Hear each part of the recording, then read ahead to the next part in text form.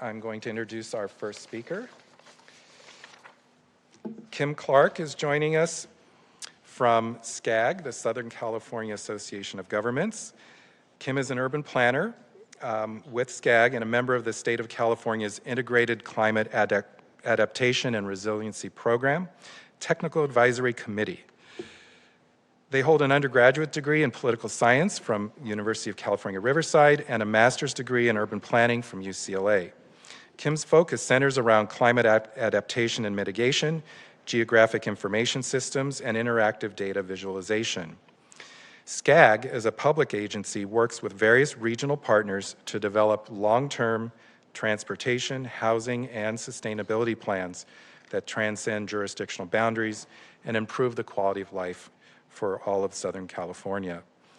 In their current work, Kim leads SCAG's Resource Conservation and Resilient Communities program and is now championing efforts to craft a series of white papers that will consider policy directions for the Southern California region over the coming decades. To hear greater detail about their work, please join me in welcoming Kim Clark.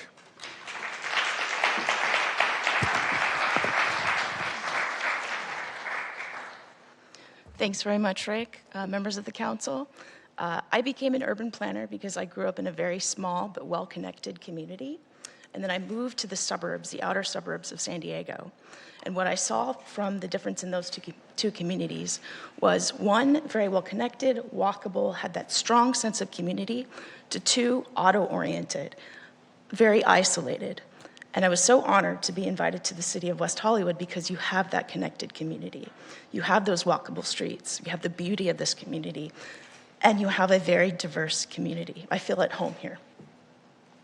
So, many thanks to the council members for including me.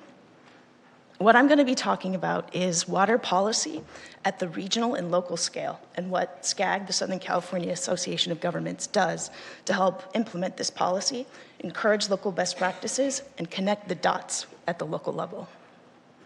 So first, let's set a foundation. Water in West Hollywood, where is the water coming from? Water policy in the greater Southern California region. Conservation, consumption, and resilience efforts, looking at cooperative partnerships and alliances. So setting that baseline, City of West Hollywood is very interesting because you have two different water purveyors providing water to your residents here. One is from the city of Beverly Hills, and one is from the city of Los Angeles. You can see here the split line on the map between the purple and the blue. The purple is city of Beverly Hills, and the blue is city of Los Angeles. Now looking at where they get their water from. City of Beverly Hills right now is 100% sourced from the Metropolitan Water District.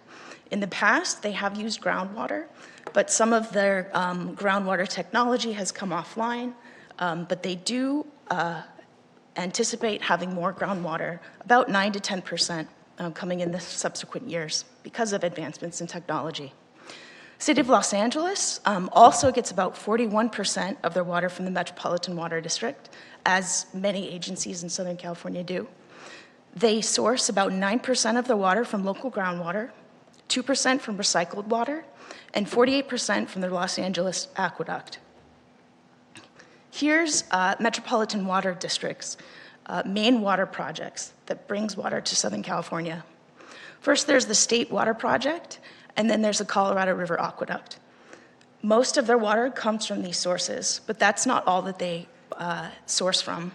A big piece is also groundwater, recycled water, stored water, and then conservation efforts to make more of the water that they have.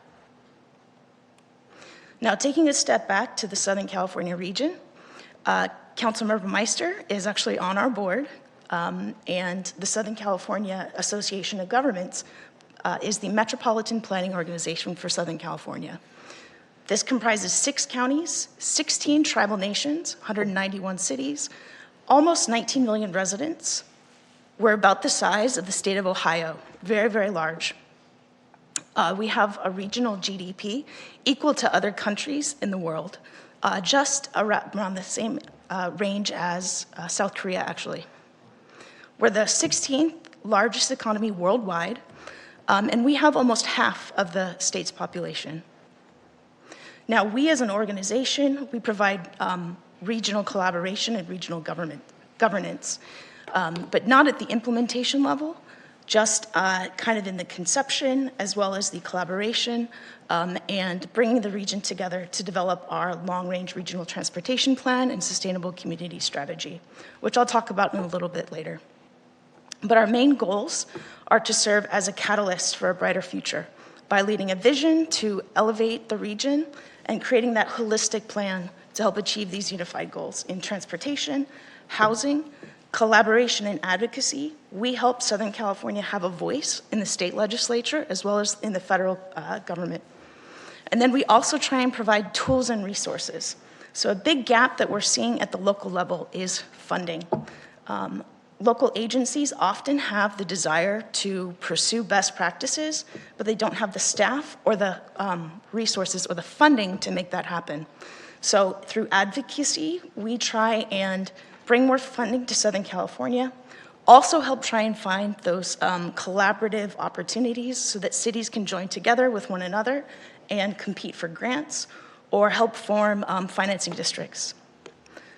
Tools and resources, we provide data. When it comes to lack of resources, an important element is helping local elected officials make data-driven decisions. So I mentioned one of our primary responsibilities is the Regional Transportation Plan and Sustainable Community Strategy.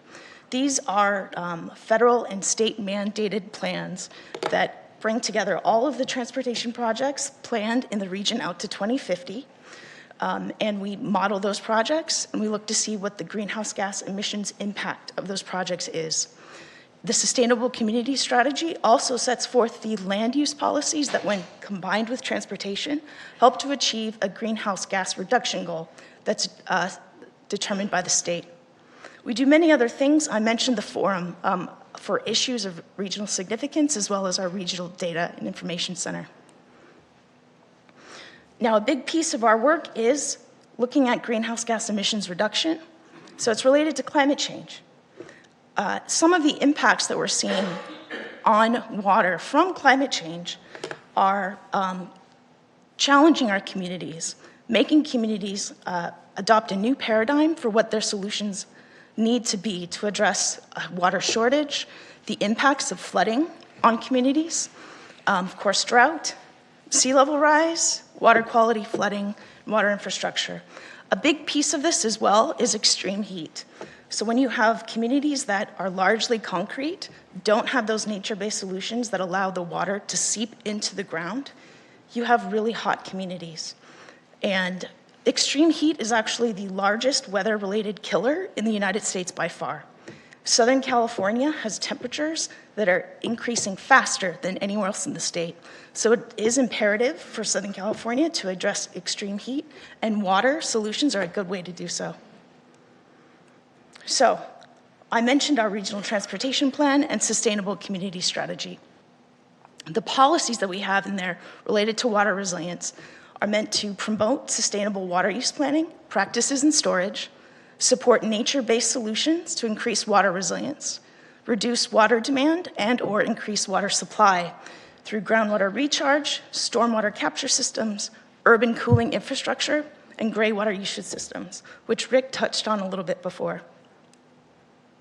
The vision and goals for this plan, which were defined by our regional council, include building and maintaining an integrated multimodal transportation network, emphasizing that communities need to be sustainable, living, and thriving, creating a healthy region from an environmental perspective, and then overall supporting sustainable economic development that provides opportunities for all from an equity perspective as well.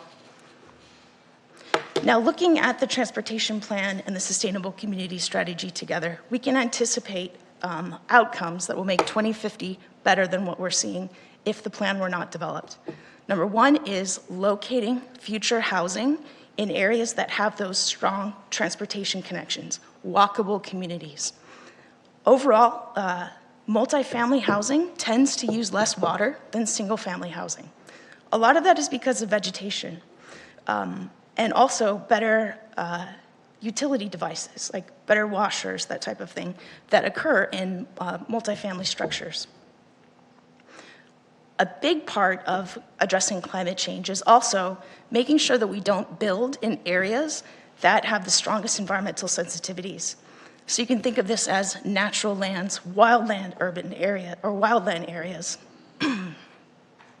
Also, the areas that show the highest levels of climate risk, like wildfire areas, floodplains. Basically, we want to preserve our natural resources and keep growth in areas that have those transit connections, and keep the environmental sensitive areas preserved. And because of this, we're seeing potential outcomes in 2050, like improved habitat, a reduce in greenhouse gas emissions, reduced building water usage, and improved groundwater recharge for 2050 if the plan were not implemented. Now, our Regional Transportation Plan and Sustainable Community Strategy was recently unanimously adopted by our board. Another action that preceded that was a unanimous adoption of our Water Action Resolution, which is meant to help local jurisdictions meet water and housing production demands in a drier environment. Groundwater recharge and alternative groundwater recharge technologies are a big part of that, including supporting implementation of green infrastructure, gray water usage systems, and urban cooling programs.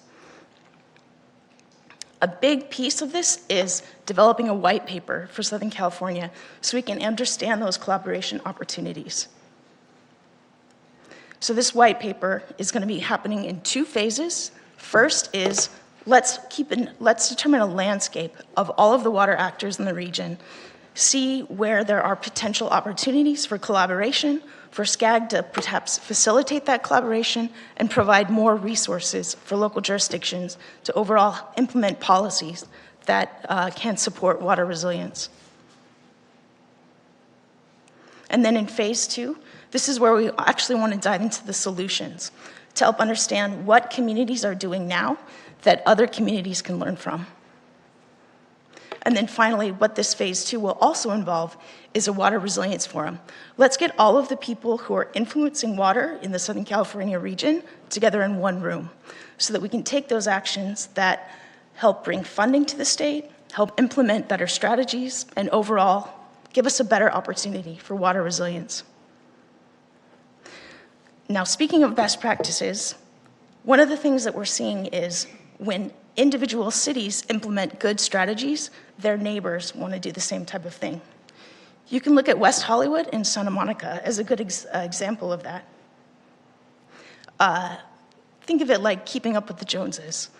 When you see that local jurisdictions, your neighboring local jurisdictions are achieving great things, local elected officials see that those policies work, and they see the opportunity there.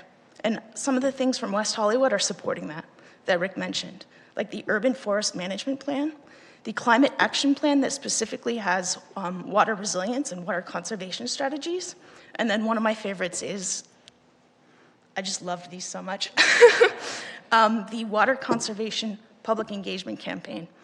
Speaking of community, I think it's very well tailored to this community, and it's eye-catching, conveys the right message, and is something that other local jurisdictions can learn from. When you're having this type of messaging, cater it to the community. Speak in a way that resonates with them. So thanks very much, and I look forward to the panel.